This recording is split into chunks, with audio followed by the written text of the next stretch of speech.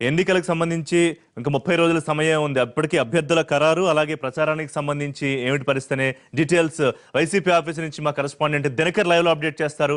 Dinakar.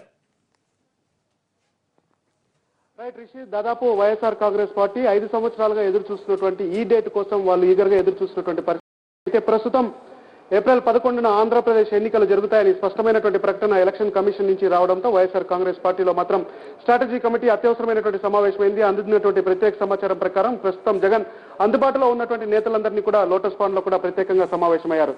So దాదాపు పార్టీకి సంబంధించినటువంటి సీనియర్ నేతలందరినీ కూడా ఈ రోజు ఉదయం నోటిఫికేషన్ వస్తుందని ఒక ప్రకటన రావడంతో అందుబాటులో ఉన్న నేతలందరూ కూడా తమకు సాయంకాలం 5 గంటలకంతా కూడా లోటస్ పాండ్కు రావాలని చెప్పి పిలుపునిచ్చారు. వైఎస్ఆర్ కాంగ్రెస్ పార్టీ కూడా తన స్ట్రాటజీకి సంబంధించి కూడా ఒక ప్రత్యేకమైనటువంటి నిర్ణయం తీసుకునే అవకాశం ఉందని కూడా మనకు కనిపిస్తుంది. రేపు ఉదయం ఆయన కాకినాడలో సమరశంకారావం కార్యక్రమానికి పాల్గొనాల్సింది. అయితే దీనికి సంబంధించి కూడా అక్కడికి రేపు వెళ్లాలా వద్దా ఏమన్న దానికి సంబంధించి కూడా ఒక కీలకమైనటువంటి ప్రకటన మరి కాసేపట్లో రానుంది. అలాగే కేవలం 30 రోజులు మాత్రమే ఏపీలో ఎలక్షన్స్ కి ప్రధాన ప్రతిపక్షమైనటువంటి వైఎస్ఆర్ కాంగ్రెస్ పార్టీ అలాగే అధికారం కోసం కలలు కంటున్నటువంటి వైఎస్ఆర్ కాంగ్రెస్ పార్టీ ఎలా ప్రిపేర్ అవుతుందన్న దానికి సంబంధించి కూడా ఇప్పుడు అందరూ కూడా ఎదురు చూస్తున్నటువంటి పరిస్థితి ఉంది. అయితే అందుతున్నటువంటి సమాచారం ప్రకారం అయితే ఇప్పటి వరకు వైఎస్ఆర్ కాంగ్రెస్ పార్టీ 120 నుంచి 130 మంది సభ్యులను ఎప్పటికైనా ప్రకటించడానికి సిద్ధంగా ఉందని కూడా మనకు పార్టీ అంతర్గతంగా వస్తున్నటువంటి సమాచారం. అయితే పార్లమెంటు సభ్యులకు సంబంధించి కూడా ఇంకా వర్కౌట్ జరుగుతున్నటువంటి పరిస్థితి ఉంది. దాదాపు 13 నుంచి 14 మంది అభ్యర్థులు సిద్ధంగా ఉన్నా కానీ పార్లమెంటు పరంగా చూస్తే సిద్ధంగా ఉన్నా కానీ మిగిలినటువంటి 11 మంది అభ్యర్థులని సాధ్యమైనంత త్వరగా అంటే రోజుల లోపల పూర్తి స్థాయిలో కంప్లీట్ చేసి ఎన్నికల ప్రచారానికి వెళ్లాలని చెప్పి కూడా జగన్మోహన్ రెడ్డి అనుకున్నారు. అయితే గత వారం రోజుల కిందట ఆయన పార్లమెంటరీ ఇన్ఛార్జీలు నియమించిన సమయంలో మాత్రం ఎన్నికల నోటిఫికేషన్ వచ్చినటువంటి 2 లేదా 3 రోజుల్లో అభ్యర్థులను ఖరారు చేస్తాను, ఆ తర్వాత బస్సు యాత్రకు వెళ్తానని చెప్పి అన్నారు. అయితే అందుతున్నటువంటి సమాచారం ప్రకారం అలాగే ఇప్పుడు షెడ్యూల్ చేసినటువంటి ప్రకారం అయితే కేవలం 1 రోజులు మాత్రమే ఉండడంతో బస్సు యాత్ర జరుగుతుందా లేదా అన్నది దానిపైన మాత్రం ఇంకా ఒక కీలకమైనటువంటి ప్రకటన రావాల్సినటువంటి అవసరం అయితే ఉందని చెప్పుకోవచ్చు. అయితే మనకు ఉన్నటువంటి ఇన్ఫో ప్రకారం అయితే బస్సు యాత్ర సాధ్యమైనంత వరకు ఉండదు.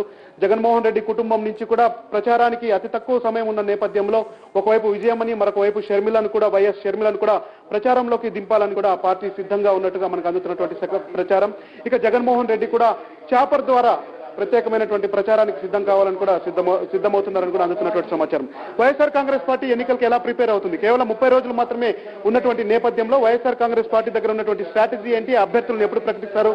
పార్లమెంటుకు సంబంధించినటువంటి అభ్యర్థులను ఎప్పుడు ప్రకటిస్తారు? దీని అన్నిటికీ మన దగ్గర మాట్లాడడానికి వైఎస్ఆర్ కాంగ్రెస్ పార్టీ సీనియర్ నేత అలాగే పార్లమెంట్ బాపట్ల తర్వాత ఒంగోలు పార్లమెంటు నియోజకవర్గాలకు సంబంధించినటువంటి ఇన్ఛార్జ్ నేదురుమల్లి రామ్ ఉన్నారు. మీరు ఇన్ని రోజులుగా ఎదురు చూసినటువంటి డేట్ వచ్చింది. కేవలం 30 రోజులు మాత్రమే సమయం ఉంది. వైఎస్ఆర్ కాంగ్రెస్ పార్టీ ఎలా సిద్ధమవుతుంది?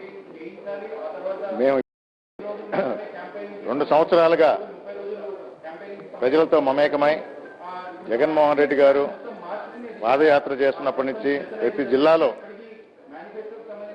మా నాయకులందరూ ప్రజలతోనే ఉంటూ సమస్యలు తెలుసుకుంటూ నవరత్నాలని ప్రకటించడం జరిగింది. దాని ప్రకారం దాని సవరణలు కూడా జరుగుతూ ఉన్నాయి. అందుకని 30 రోజులు అనేది మేము ఇప్పుడు ప్రిపేర్ అవటం కాదు, మొదటి నుంచి ప్రిపేర్ అయి ఉన్నాము.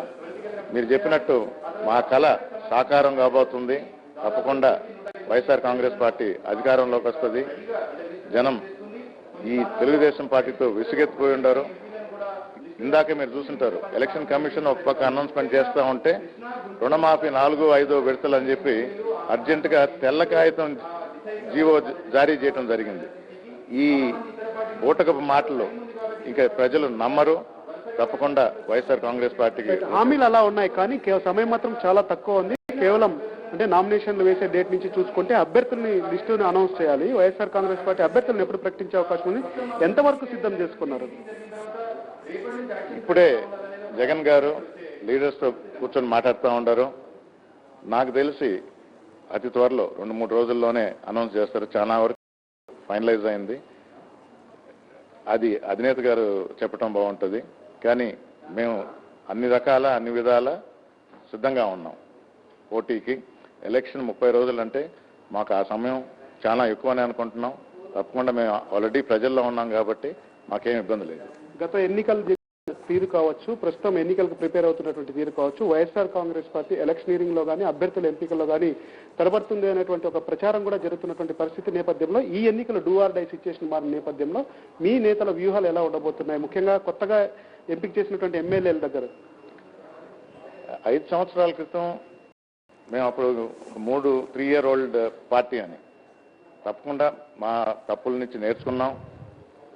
పార్టీ సంస్థాగతంగా పెరిగింది, అవుట్ సైడ్ హెల్ప్ తీసుకున్నాం. ఒక సిస్టమేటిక్గా పార్టీ ముందుకు పోతుంది కాబట్టి తప్పకుండా ఆ పాత తప్పులు దొల్లవు, అందరం సంసిద్ధంగా ఉన్నాం. 30 రోజులు సరిపోతాయా? చాలా ఎక్కువని భావిస్తున్నాం. తప్పకుండా గెలుపు వైఎస్ఆర్ కాంగ్రెస్ పార్టీదే. జగన్మోహన్ రెడ్డి సీఎం కావడం తథ్యం. దాని తర్వాత May 23 దాకా వెయిట్ చేయాలి. అది మినహాయించి తప్పకుండా మా గెలుపు మాదే అని చాలా గట్టి నమ్మకంతో ఉన్నాం. విశ్వాసాన్ని వ్యక్తం చేస్తున్నారు వైఎస్ఆర్ కాంగ్రెస్ పార్టీ నేతలు. ఏం చేయబోతున్నారు జగన్మోహన్ రెడ్డి, రేపటి నుంచి ఏం చేయబోతున్నారు అన్నది ఇప్పుడు కీలకంగా మారినటువంటి అంశం. అందుతున్నటువంటి సమాచారం ప్రకారం అయితే ఆయన రేపు ఉదయం ఇక్కడ 9 గంటలకు బయలుదేరి రాజమండ్రికి వెళ్ళి, రాజమండ్రి ద్వారా కాకినాడకి వెళ్ళి అక్కడ సమరశంకారావు సభలో పాల్గొనాల్సింది. అయితే ఆ కార్యక్రమం ఉందా లేదా అన్న దానికి సంబంధించి కూడా, ఎందుకంటే ఇప్పటికే అభ్యర్థుల్ని ఖరారు చేయాల్సినటువంటి పరిస్థితి నెలకొనుంది వైఎస్ఆర్ కాంగ్రెస్ పార్టీలో. 120 నుంచి 130 మంది అభ్యర్థులు సిద్ధంగా ఉన్నటువంటి నేపథ్యంలో మిగిలినటువంటి 50 మంది సభ్యులకు సంబంధించినటువంటి ఎంపిక విషయంలో సమయం కేటాయించాలి అని చెప్పి కూడా వైఎస్ఆర్ కాంగ్రెస్ పార్టీ బలంగా భావిస్తున్నటువంటి నేపథ్యంలో జగన్మోహన్ రెడ్డి సమరశంకారావు కార్యక్రమానికి వెళ్తారా లేదా అన్న దానికి సంబంధించి కూడా పార్టీ నేతలతో ఆయన కీలకంగా మాట్లాడుతున్నారు. అయితే రేపు ఒకవేళ సమరశంకారావుకి అటెండ్ అయ్యి అక్కడ తొలి ఎన్నిక కార్యక్రమంగా దాన్నే భావిస్తారా లేదా అన్నది మాత్రం పార్టీ ఒక కీలకమైనటువంటి ప్రకటన చేయబోతుంది. ఇక 14వ తారీఖు విజయవాడలో అమరావతి కేంద్రంగా రామవరపాలెంలో జరగాల్సినటువంటి సమరశంకారావు కార్యక్రమానికి మాత్రం నిర్వహించాలా వద్దా అన్న దానిపైన మాత్రం కొద్దిగా తర్జన భర్జన పడుతున్నటువంటి పరిస్థితి ఉంది. సాధ్యమైనంత త్వరగా అభ్యర్థుల్ని ఖరారు చేసి వాళ్ళని ప్రకటన చేసి అసెంబ్లీ, పార్లమెంటు నియోజకవర్గాల పైన ఏవైతే ఉన్నాయో వాటికి సంబంధించినటువంటి ఒక కీలకమైనటువంటి నిర్ణయం తీసుకున్న తర్వాతనే సమరశంకారావు పేరుతోనే వైఎస్ జగన్మోహన్ రెడ్డి ఇటు ప్రజల్లోకి, ప్రచారాల్లోకి వెళ్లాలని కూడా వైఎస్ఆర్ కాంగ్రెస్ పార్టీ నిర్ణయం తీసుకుంటుంది. ఇక మేనిఫెస్టోకి సంబంధించి కూడా వైఎస్ఆర్ కాంగ్రెస్ పార్టీ ఇప్పటికే ఒక కీలకమైనటువంటి ప్రకటన చేసింది.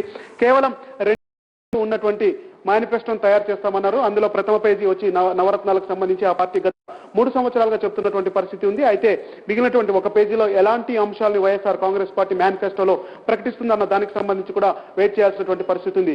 ఒకవైపు అభ్యర్థుల ప్రకటనకు సంబంధించి జగన్మోహన్ రెడ్డి వర్కౌట్ చేయాలి, అలాగే పార్లమెంటు సెగ్మెంట్లకు సంబంధించిన వాటి కూడా దృష్టి పెట్టాల్సిన అవసరం ఉంది.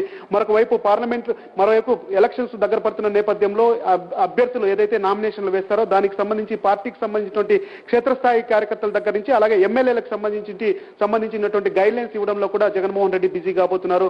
అలాగే తాను పులివెందల నుంచి పోటీ చేయబోతున్నటువంటి నేపథ్యంలో అక్కడ కూడా ఒక రోజు స్పెండ్ చేయాల్సినటువంటి నేపథ్యంలో నామినేషన్ వేసిన రోజే కడపలో కూడా, పులివెందుల్లో కూడా ఒక బహిరంగ సభను ఏర్పాటు చేసుకోవాలని కూడా వైఎస్ జగన్మోహన్ రెడ్డి కూడా భావిస్తున్నట్టుగా మనకు అందుతున్నటువంటి సమాచారం.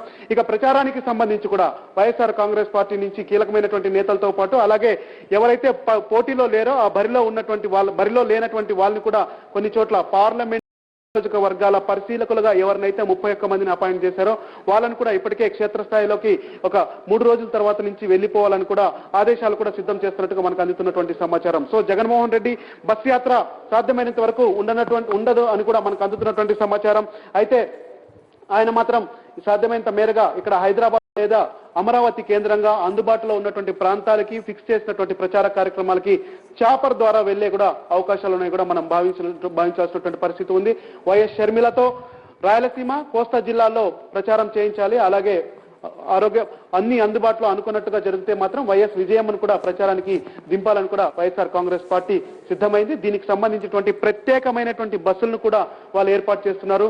ఎక్కడైతే రాయలసీమలో వైఎస్ఆర్ కాంగ్రెస్ పార్టీ బలంగా ఉందో అక్కడ బలంగా ఉన్నామని భావిస్తున్నారో అక్కడ విజయమ్మ, షర్మిల, ఆ తర్వాత తూర్పు పశ్చిమ గోదావరి జిల్లాలతో పాటు కొద్దిగా ఎగువ ఉన్నటువంటి విశాఖపట్నం జిల్లాల్లో కూడా వీరిద్దరి యొక్క ప్రచారాన్ని వాడుకోవాలని కూడా వైఎస్ఆర్ కాంగ్రెస్ పార్టీ భావిస్తుంది. సో దాదాపు గత 5 సంవత్సరాలుగా ప్రతిపక్ష హోదాలో ఉన్నటువంటి వైఎస్ఆర్ కాంగ్రెస్ పార్టీ ఈ రోజు కోసం ఎదురు చూస్తున్నటువంటి పరిస్థితి ఉంది. ఏప్రిల్ 11న ఎన్నికలు, మే 23న ఫలితాలు ఉన్నటువంటి నేపథ్యంలో సాధ్యమైనంత త్వరగా అభ్యర్థుల్ని కన్ఫర్మ్ చేసి ఆ తర్వాత అభ్యర్థులకి బీ ఫామ్స్ ఇచ్చిన తర్వాతనే జగన్మోహన్ రెడ్డి ప్రచారానికి సిద్ధమవుతున్నారు. వైఎస్ఆర్ కాంగ్రెస్ పార్టీ సమరశంకారావం రేపటి నుంచే ప్రారంభం కాబోతుంది. ఇది వైఎస్ఆర్ కాంగ్రెస్ పార్టీలో జరుగుతున్నటువంటి డెవలప్మెంట్స్. జగన్ అందుబాటులో ఉన్నటువంటి సీనియర్ లీడర్లతో ఇప్పుడే సమావేశమయ్యారు. దీనికి సంబంధించినటువంటి ఒక కీలకమైనటువంటి ప్రకటన మరి కాసేపట్లో రానుంది.